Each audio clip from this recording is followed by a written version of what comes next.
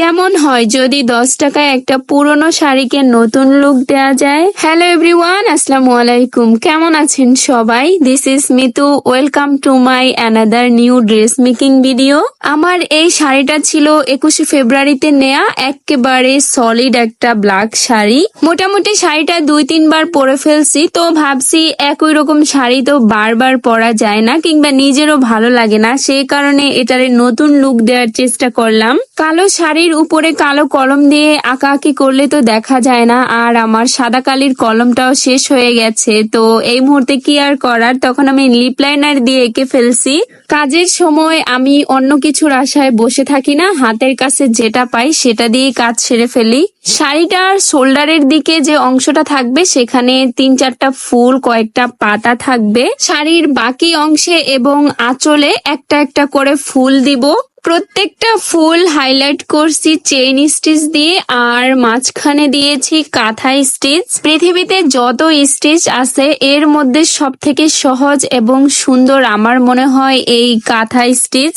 যারা কখনো সুই ধরেনি কিংবা ধরতেও জানে না, তারাও এই কাঁথা স্টিচ খুব সুন্দরভাবে করতে পারবে, এটা এতটাই সহজ। এইখানে আমি যে সুতাটা ব্যবহার করছি এটাকে লাচ্ছা সুতা কিংবা লাচ্ছি সুতা, যে কোনো একটা কিছু বলে। এই সুতোগুলো একটা রোল থাকে আর একটা রোল 10 টাকা করে, তো আমি একটা রোলই আনছি। পুরো শাড়িতে কাজ করব, কিন্তু কাজটা হবে খুবই হালকা, সে কারণে আমি 10 টাকার রোলটাই আনছি।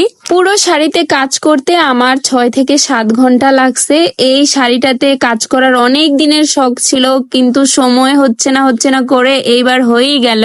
ইচ্ছে থাকলে উপায় হয় কথাটা অনেক কার্যকর, কারণ আমার ইচ্ছে এতদিন ধরে ছিল না, সেই কারণে শাড়িটা হয় নাই। এইবার ইচ্ছে হওয়ার সঙ্গে সঙ্গে কাজ করা শুরু করে দিছি। শাড়ির পুরোটা অংশে যেহেতু একটা একটা করে ফুল থাকবে আর চেইন স্টিচ কাঁথা স্টিচ দিয়ে করছি, সেই কারণে শাড়ির 2টা পার যদি কিছু না করি তাহলে সেরকম ভালো লাগবে না।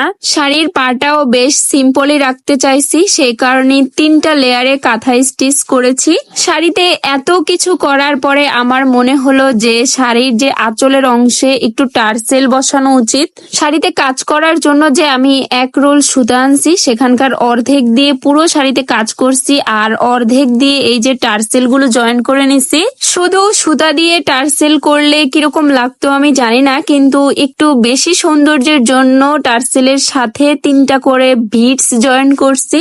লাস্ট 2 মাস ধরে আমার প্ল্যান ছিল এই শাড়িতে কিছু একটা কাজ করব, করতে করতে আর করা হয়নি।